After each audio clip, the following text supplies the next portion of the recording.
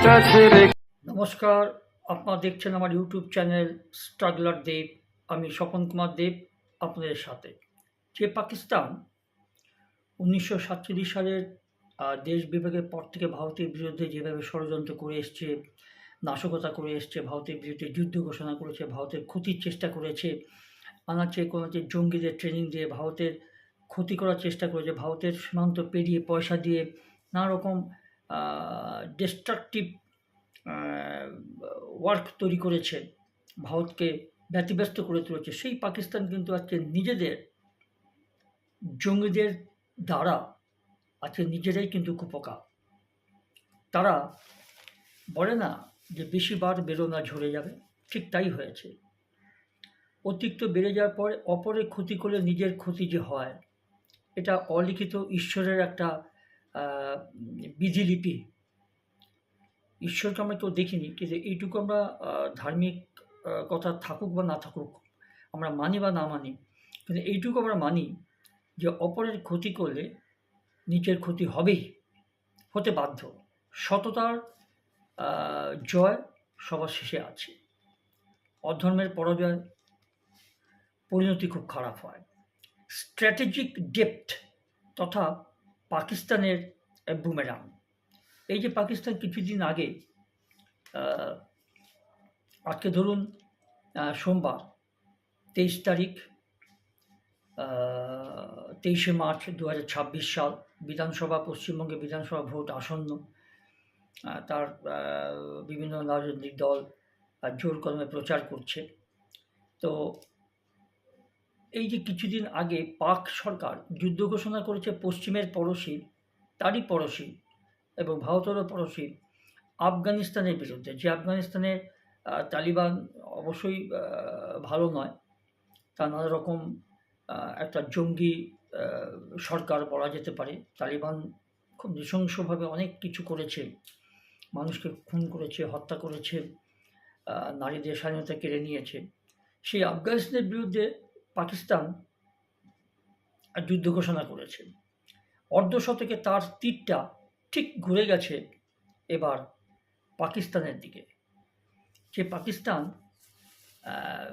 বলতে গেলে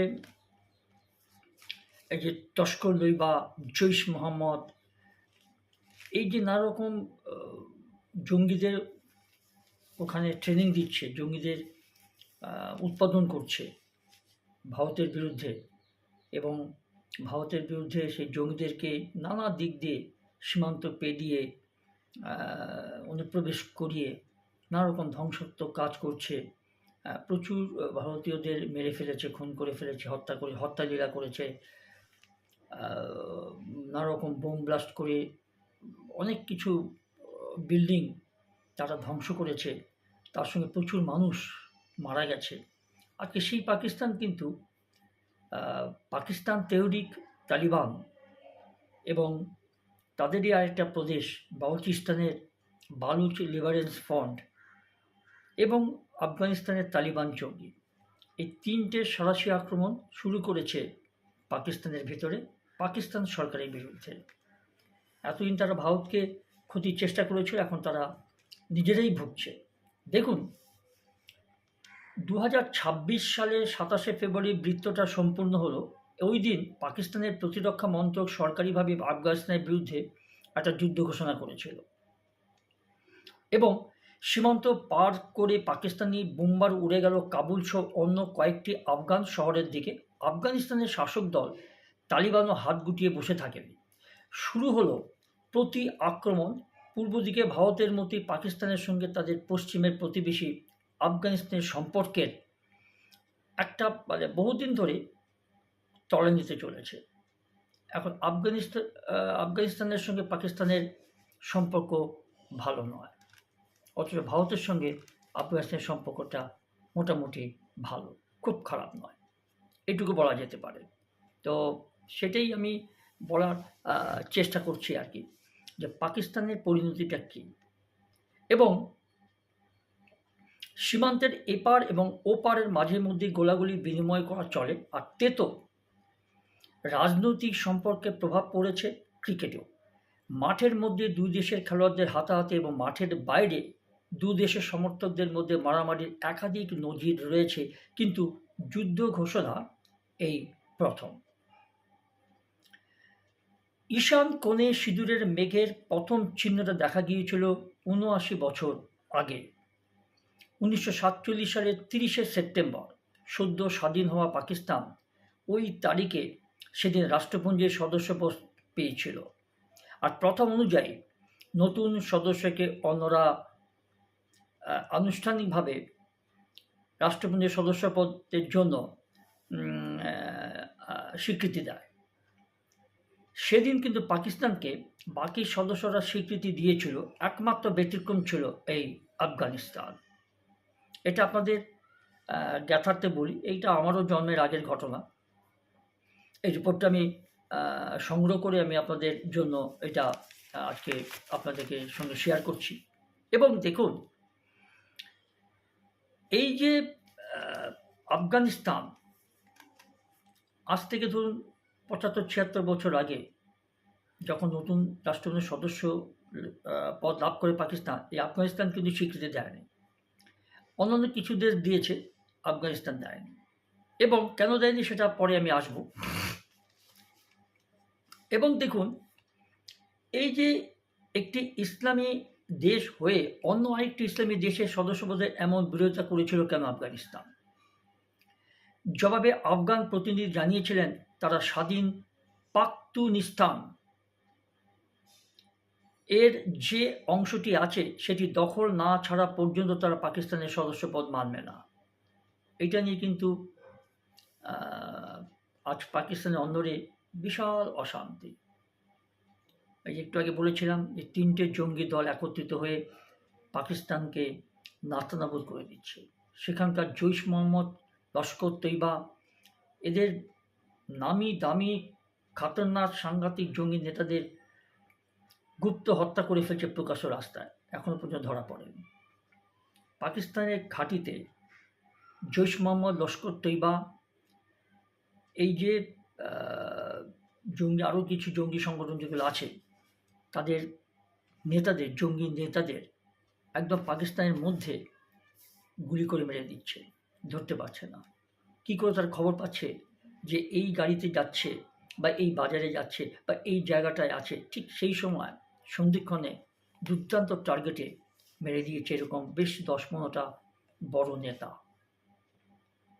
যদিও ওরা যেরকম দোষারোপ করে ভারতকে, যে ভারতে এটা করিয়েছে, তবে ভারতের সবসময় অস্বীকার করে এসছে।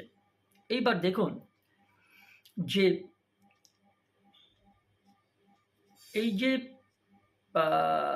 পাখতুনিস্তান এটা দখল করে রেখেছে পাকিস্তান, এটা তালিবান চাইছে,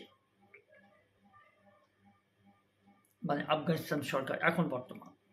এবং এটা গোড়া থেকেই এই জায়গাটা দখল করে রেখেছে পাকিস্তান, এটা আফগানিস্তানের পূর্বতন সরকারও এটা মেনে নিতে পারেনি।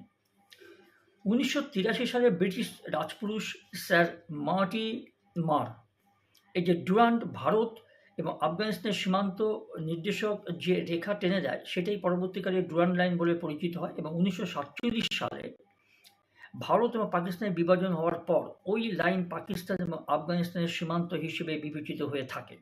১৯৮৩ সালে আমির আব্দুর রহমান খান এর সময় থেকে শুরু করে ২০২৬ মার্চ সুপ্রিম লিডার হিবাতুল্লাহ আখুন্দজাদার যে সময় পর্যন্ত বহু পরিবর্তন হয়েছে আফগানিস্তানে। বদল হয়নি শুধু একটা জায়গাতেই, ডুরান্ড লাইনকে মান্যতা না দেওয়ার মানসিকতা। ভদ্রলোকদের মতোই পাখতুন বা পাঠানদের এই লাইন নিয়ে একটাই কথা, যে পাকিস্তানে বালুচিস্তান এবং খাইবার পাখতুনখোয়ার উপরের যে জায়গা দিয়ে ওই লাইন গিয়েছে তার দুপাশে গত কয়েকশো বছর ধরে পাঠান জনগোষ্ঠীর বসবাস, কাজেই ওই লাইন আসলে পাঠানদের বিচ্ছিন্ন করার একটা কৌশল মাত্র, এটা তারা বিশ্বাস করে আফগানিস্তানের পাঠানরা। ওই লাইন তারা মানবে না এবং মানে না। পাঠানদের এই সোজাসাপটা মানসিকতাকে পাত্তা না দিয়ে ১৯৭৭ সালে আফগানিস্তানকে ব্যবহার করে ভারত বিরোধিতার এক কুটিল বীজ পুঁতেছিলেন সেনা অভ্যুত্থানে পাকিস্তানের ক্ষমতা দখল করা জিয়া উল হক। তার পরিণতি পরবর্তীকালে কী হয়েছিল সেটা আপনারা জানেন। দেশের মধ্যে তাকে মেরে দেওয়া হয়েছিল বোম ব্লাস্ট করে। তো এরকম হয় অবস্থা। এবং সেই জিয়াউল হক এই জঙ্গিদেরকে ব্যবহার করেছিল ভারতের বিরুদ্ধে, সে তখন থেকেই হয়ে আসছে, আর সেই ধারাবাহিকতা এখনো পর্যন্ত চলছে। আর ভারতের কাছে এত মার খাওয়ার পরও পাকিস্তান এখনো পর্যন্ত শিক্ষা নেয়নি, খেতে পাচ্ছে না, অর্থনৈতিক অবস্থা একদম তলানিতে চলে গেছে। পাকিস্তানিরা বিদ্রোহ করছে পাকিস্তানের বিরুদ্ধে। এবং আরেকটা ব্যাপার হচ্ছে যে সেই যে বীজ থেকে জন্ম নেওয়া বৃষবৃক্ষের কাটা প্রায় অর্ধ শতাব্দী পরে পাকিস্তানেরই সর্বাঙ্গে যে ক্ষত তৈরি করেছে, যে ঘা তৈরি করেছে, তার নিরাময়ের কোনো সম্ভাবনা আপাতত এই মুহূর্তে দেখা যাচ্ছে না। 1977-এ সামরিক অভ্যুত্থান ঘটিয়ে পাকিস্তানের ক্ষমতা দখল করেন সেনাপ্রধান জিয়াউল হক এবং 1979-তে আফগানিস্তানে ঢোকে তৎকালীন সোভিয়েত ইউনিয়নের ট্যাঙ্ক। ভিয়েতনামের হোচিমিনের বাহিনী সব রকম সাহায্য পেয়েছিল এই সোভিয়েত ইউনিয়নের থেকে। কিভাবে তার প্রতিশোধ নেওয়া যায় 4 বছর ধরে সেটাই ভেবেছিল পাকিস্তান। কিন্তু এই শোধটা নিতে গিয়েছিল একমাত্র আমেরিকা। যখন ভিয়েতনামের সৈন্য মানে সোভিয়েত ইউনিয়নের সৈন্য যখন ঢুকেছিল, আমেরিকারই বদলাটা নেওয়ার চেষ্টা করেছিল। পাকিস্তান চেষ্টা করেছে, পাকিস্তান পারেনি, আর পারবেও না এখন। এবং 4 বছর ধরে সেই যে আমেরিকা ভেবেছিল যে আফগানিস্তানে রুশ ট্যাঙ্ক ঢোকায় সেই কাজ সহজ হয়ে গেল। আর এইদিকে ভারতের সঙ্গে যুদ্ধে ধরাশায়ী পাকিস্তানের একজন অভিভাবকের খোঁজ করছিল আফগানিস্তানকে রাশিয়ার ভিয়েতনামের পরিণত করতে। তাই আমেরিকার পাশে দাঁড়ালো পাকিস্তান। তারা মুজাহিদদের হাতে মার্কিন অস্ত্র পৌঁছে দেওয়ার মিডলম্যান বা দালালের ভূমিকা পালন করলো। আর ওই সময়ই প্রেসিডেন্ট জিয়াউল গঞ্জে স্ট্র্যাটেজিক ডেপথের পরিকল্পনাটি জন্মায়। মানে এই যে প্রেসিডেন্ট জিয়াউল হক, আমেরিকার প্রচ্ছন্ন মদতে তার মগজে আসে যে কিভাবে ভারতের বিরুদ্ধে নাশকতা করা যায়। পরে তো আমেরিকা ভুক্তভোগী হয়ে গেছে, প্রচুর সৈন্য মারা যায় আফগানিস্তান দখল করতে গিয়ে। প্রচুর ট্যাঙ্ক, গোলা বারুদ, অস্ত্র শস্ত্র, ফাইটার প্লেন ফেলে রেখে আফগানিস্তান থেকে আমেরিকার মতো শক্তিশালী দেশকেও আর চলে যেতে হয়। যার ফলে আজকে একটা জঙ্গি সরকার, তালিবান, আফগানিস্তান শাসনভার গ্রহণ করতে পারে, দখল করতে পারে। আমেরিকাও চেয়েছিল তখন ভারতের বিরুদ্ধে পাকিস্তানকে উস্কাতে বা পাকিস্তান সাহায্য করেছিল এই আমেরিকা। এবং দেখুন যে এই যে জিয়াউল হক তৎকালীন পাকিস্তানের প্রেসিডেন্ট, সে পরিকল্পনা ছিল যে ব্রিড ইন্ডিয়া থ্রু 1000 কাটস বা 1000 ক্ষতের মাধ্যমে ভারতের রক্তকরণ। কী করে ভারতের বিরুদ্ধে ধ্বংসাত্মক কাজ করে অনুপ্রবেশ করিয়ে দিয়ে জঙ্গিদের দ্বারা ভারতের ক্ষতি সাধন করা, হাজার হাজার লোককে মেরে দেওয়া বা স্থাপত্য ধ্বংস করে দেওয়া, এটা জিয়াউল হক প্রথম পরিকল্পনা করেছিল। এর জন্য দরকার ছিল ভারতের নানা প্রান্তের জঙ্গিদের মাধ্যমে নাশকতার পরিবেশ তৈরি করা। আর এই জঙ্গিদের মগজ ধোলায় প্রশিক্ষণ, লালন পালন এবং অন্য প্রয়োজনীয় কাজের জন্য ব্যবহার করা হবে আফগানিস্তানকে। তখন আফগানিস্তান পাকিস্তানের মোটামুটি একটা সম্পর্ক ছিল আর কি। একই সঙ্গে আফগানিস্তানে নিজেদের মনের মতো শাসক বসিয়ে পাকিস্তান তার পশ্চিম প্রান্তকে নিরাপদ রাখতে চেয়েছিল।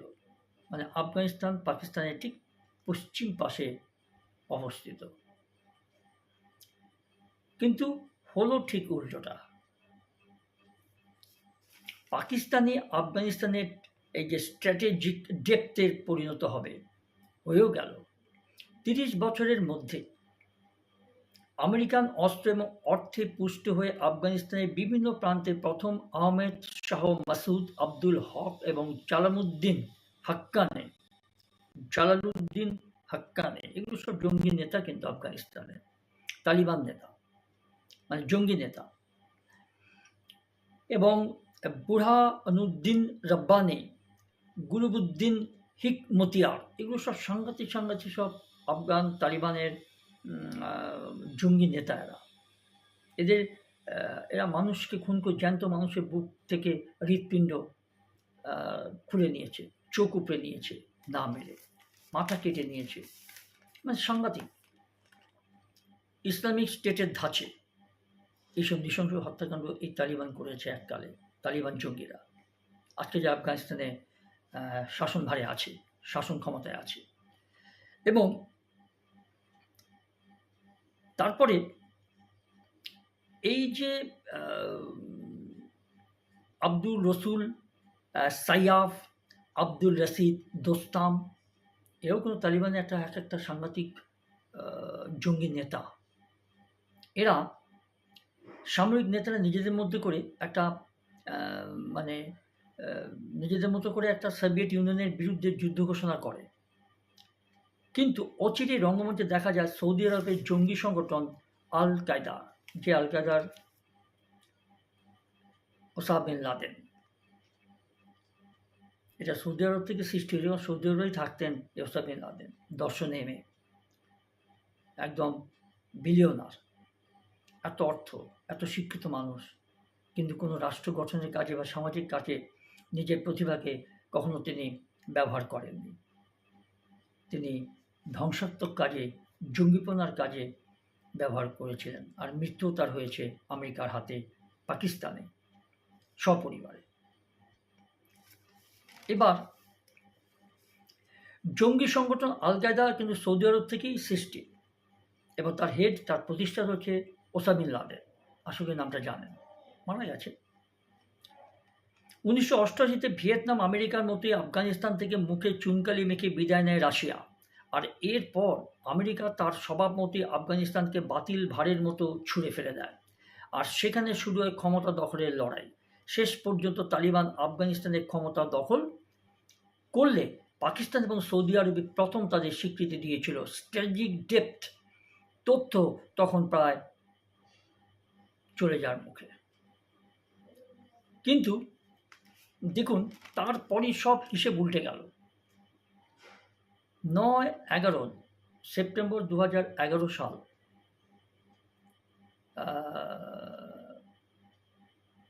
যখন ওয়ার্ল্ড ট্রেড সেন্টারে, আমেরিকার ওয়ার্ল্ড ট্রেড সেন্টারে এই যে আল কায়দার হামলা করে, প্লেন নিয়ে যখন প্রায় 150 তলা বিল্ডিংটা ভেঙে দেয়, অভিনব একটা 2011 সাল সেপ্টেম্বর মাসে প্রচুর লোক মারা গেছে আমেরিকায়। এটা আল কায়দা করেছিল ওসামা বিন লাদেনের ইচ্ছাতে। এক সময় এই আল কায়দাকে সাহায্য করেছিল সৌদি আরব পুষ্ট আমেরিকা, তার ফলও আমেরিকা পেয়ে গেছে। এইটাই হয় বুমেরাং। আপনি কুপ্রচার দেবেন, অশান্তি সৃষ্টি করবেন, সেটা ঘুরে আসবে আপনার দিকে, সপরিবারে, একদম সলিল সমাধি ঘটবে। এটাই ঘটে। ক্ষতি যে করে তার ক্ষতি ঠিক এইভাবেই হয়, বুমেরাং হয়ে আসে। যেটা আমেরিকার হয়েছিল, যেটা এখন পাকিস্তানের হচ্ছে, যেটা রাশিয়ার হয়েছিল আফগানিস্তানকে দখল করতে গিয়ে। এবং এইবার দেখুন যে যখন এই যে ওয়ার্ল্ড ট্রেড সেন্টার আমেরিকার আল কায়দা যখন হামলা করে পুরো ধ্বংস করে দেয় প্লেন নিয়ে, এইবার আমেরিকা আল কায়দা এবং তালিবানকে ধ্বংস করার জন্য উঠে পড়ে লাগে। শুরু হয় ডুরান লাইনের পশ্চিমে বোমাবর্ষণ। বিপদ দেখে লাইনের পূর্ব দিকে অর্থাৎ পাকিস্তানের দিকে চলে আসতে শুরু করে সাধারণ আফগানিস্তান পাঠানরা। তাদের সঙ্গে মিশে চলে আসে আল কায়দা এবং তালিবানের নেতৃত্বের কিছু জঙ্গি একাংশ। এরাই পাকিস্তানে বসবাসকারী পাঠানদের নিয়ে তৈরি করে ফেলেন আরও একটা জঙ্গি গোষ্ঠী, তেহরিক-ই তালিবান পাকিস্তান। মজাটা দেখুন, এককালে এরাই পাকিস্তানের মদতপুষ্ট হয়ে জঙ্গি পনা শুরু করেছিল। আজকে তারাই ওইভাবে তালিবানের জঙ্গি সংগঠনগুলো কী করলো, মোটামুটি এরা সবই পাঠান, আফগানিস্তান থেকে পাকিস্তানে ঢুকে গেল শরণার্থীর বেশে। আর বর্তমান এরাই হয়ে গেল একটা জঙ্গি টেররিস্ট গ্যাং তৈরি করে ফেললো। তার নাম হয়েছে টিটিপি বা তেহরিক ই তালিবান পাকিস্তান। তারা কি করছে? তারা মানে পরোক্ষভাবে ভারতের হয়েই বালুচিস্তান লিবারেশন ফ্রন্ট, যেটা উত্তর পূর্ব বালুচিস্তান, যেটার জন্য স্বাধীনতার জন্য লড়ছে পাকিস্তানের বিরুদ্ধে, তাদের সে এক হয়ে এবার তারা পাকিস্তানের বিরুদ্ধে বিদ্রোহ করে পাকিস্তানের আভ্যন্তরীণ ধ্বংসাত্মক শুরু করে দিয়েছে। প্রচুর পাকিস্তানি সৈন্য মারা গেছে, সামরিক আধিকারিককে মেরে ফেলা হয়েছে, প্রচুর স্থাপত্য বিল্ডিং ধ্বংস করে দেওয়া হচ্ছে। লড়াই এখনও চলছে। পাকিস্তান ব্যতিব্যস্ত হয়ে গেছে। ট্রেন লাইন থেকে শুরু করে বড় বড় ঘর বাড়ি বিল্ডিং অফিস কাচারি তছনছ করে দিয়েছে বোম ব্লাস্ট করে। প্রচুর পাকিস্তানি সৈন্যকে মেরে দেওয়া হয়েছে। এই তেহরিক-ই পাকিস্তানি তালিবান জঙ্গি গোষ্ঠী। তার সঙ্গে অবশ্যই বালুচিস্তান বালুচ লিবারেশন ফ্রন্ট আছে, যারা স্বাধীন বালুচিস্তান পাখতুনখোয়া এগুলো দখল মুক্ত করতে চাইছে পাকিস্তান থেকে, তার স্বাধীন একটা বালুচিস্তান চাইছে। অবশ্যই পরোক্ষভাবে আমেরিকার মদত আছে, আর ভারতের মদত থাকলেও এখনও পর্যন্ত সেটা প্রকাশিত নয়। এই যে ব্যাপারটা, আফগানিস্তানের তালিবানদের প্রতি আনুগত্য দেখালো একেবারে স্বয়ংসম্পূর্ণ একটি সংগঠন। আমেরিকান বোমায় সীমান্তের দুপারে বহু পাঠানের মৃত্যু হওয়ায় টিটিপি চরম আমেরিকা বিদ্বেষী। আগে কিন্তু এই আমেরিকা পাকিস্তানের হয়ে এই পাকিস্তান তেহরিক তালিবানকে প্রচুর জঙ্গিকে মেরে দেয়, যার জন্য তারা এখন খুব পাকিস্তান বিরোধী। যদিও বালুচিস্তানের বালুচ লিবারেশন ফ্রন্ট আমেরিকা থেকে কিছু অস্ত্রশস্ত্র পরোক্ষভাবে সাহায্য পায়। 2021 তালিবানের নতুন সংস্করণ হচ্ছে আফগানিস্তানের ক্ষমতা দখল করার পর থেকে এই টিটিপির পাক বিদ্বেষ আরও বেড়ে গেছে। এর থেকে পাকিস্তানে পড়েছে জোড়া ফাঁদে। একদিকে তারা সেই 1979 থেকে আফগানিস্তানের ফজলুভালোর তারপর থেকে এখনো পর্যন্ত টিটিপি পাকিস্তানকে এক মুহূর্তের জন্য স্বস্তি দেয়নি। ডুয়ান লাইনের পূর্ব দিক থেকে সেনা ছাউনি থেকে শুরু করে প্রশাসনিক ভবন, ব্যস্ত বাজার থেকে শুরু করে ধর্মস্থান, সর্বত্র চলছে পরিকল্পিত নাশকতা। আর একই সঙ্গে বিচ্ছিন্নতাবাদী ভারতদের সঙ্গে মিশে তাদের পাকিস্তান বিরোধী কার্যকলাপে সঙ্গী হয়েছে এই টিটিপি, তেহরিক তালিবান পাকিস্তান জঙ্গি সংগঠন। আর এই 2021 যে তালিবান প্রশাসন আফগানিস্তানের ক্ষমতায় এসেছিল, তাদের সঙ্গে শুরু থেকে ভারতের সম্পর্ক মোটামুটি ভালো, যদিও ভারত এখনও স্বীকৃতি দেয়নি। আর এই আফগানিস্তান তালিবান যতই জঙ্গি সংগঠন, তারা ভালো মতো জানে যে ভারত এশিয়ার মধ্যে একটা মহাশক্তির দেশ, তাদের বিরুদ্ধে লেগে কখনো তারা জিততে পারবে না। তারাও নরমে সুরে ভারতের সঙ্গে মোটামুটি বর্ষতা স্বীকার করে সম্পর্ক ভালো রাখার চেষ্টা করে গেছে, কারণ তারা জানে ভারত একটা বৃহৎ শক্তি। ভারতকে চটালে একসঙ্গে লাগবে না, তা নিশ্চিন্ন হয়ে যাবে। যদিও ভারতেরও প্রয়োজন আফগানিস্তানের মতো একটা ঘাঁটি বা দেশ পাকিস্তান বা চীনকে ট্যাট করতে গেলে। এবং দেখুন যে 2021 তালিবান প্রশাসন আফগানিস্তানের ক্ষমতা এসেছিল, আর তাদের সঙ্গে শুরু থেকে ভারতের যে সম্পর্কটা মোটামুটি ভালো। এবং আরেকটা কথা হচ্ছে যে হয়তো সেই কারণে পাকিস্তান ভারতের বিরুদ্ধে টিটিপির হাতে অস্ত্র তুলে দেওয়া এবং তাদের নানাভাবে লজিস্টিক সাপোর্ট দেওয়ার অভিযোগ করেছে, তাই করে। ভারত না দিয়ে থাকলেও বলে ভারত করেছে। এটা তাদের অভ্যেস পাকিস্তানের দোষারোপ করা। আর ওই একইভাবে দাবি করছে ভারত আসলে পাকিস্তানের মাটিতে এই তেহরিক তালিবান পাকিস্তান জঙ্গি গোষ্ঠীকে সাহায্য করছে। এটা তো বাজে কথাই বলছে, মিথ্যা অভিযোগ, ভারতবর্ষ মোটামুটি অস্বীকার করে গেছে। আর একটি এই টিটিপির মতো একটি জঙ্গি সংগঠন তৈরি করতে পাকিস্তানকে ক্ষতবিক্ষত করছে ভারত, এটা অভিযোগ করছে বরাবরই পাকিস্তান। ভারত এই অভিযোগের ভিত্তিহীন উড়িয়ে দিয়েছে। আর অন্যদিকে আফগানিস্তানের শাসক দলের দাবি যে সে দেশের মাটিতে এই টিটিপির কোনো অস্তিত্ব নেই। পাকিস্তান নিজেদের আভ্যন্তরীণ সমস্যা মেটাতে না পেরে আফগানিস্তানকে খামোকা দোষ দিচ্ছে। আফগানিস্তানও গা ছেড়ে দিয়েছে যে এটা আমাদের সঙ্গে টিটিপির কোনো সম্পর্ক নেই। টিটিপি আর পাকিস্তান এটা তাদের আভ্যন্তরীণ নিজস্ব ব্যাপার। পাকিস্তানের পরিস্থিতি খুব খারাপ। 2-3টে জঙ্গি সংগঠনের সঙ্গে তাদেরকে লড়তে হচ্ছে পাকিস্তানকে, এবং পাকিস্তান মোটামুটি একদম খাদের কিনারায়, মানে পরিস্থিতি খুব খারাপ। পাকিস্তানের অর্থনৈতিক পরিস্থিতি ভেঙে পড়েছে একদম। আরেকটা কথা হচ্ছে যে এই যে আফগানিস্তানকে দোষ দিচ্ছে, ঠিক আফগানিস্তান বলছে যে পাকিস্তানের চোখের সামনে সে দেশের মাটিতে নিয়মিত জৈশ মোহাম্মদ, লস্কর তৈবার মতো ভারত বিদ্বেষী সাংঘাতিক এই জঙ্গি সংগঠনগুলো শীর্ষ নেতারা এক এক করে অজ্ঞাত পরিচয় বন্দুকধারীদের হাতে খুন হয়ে চলেছেন, যেটা বলেছিলাম আমি। ফলে সব দিক থেকেই ব্যতিব্যস্ত পাকিস্তানের ইসলামাবাদ, মানে পাকিস্তান সরকার। এই জৈশ মোহাম্মদ এবং আল কায়দা তো প্রায় নিশ্চিহ্ন হয়ে গেলে, আল কায়দার তো কোনো অস্তিত্ব এখন নেই।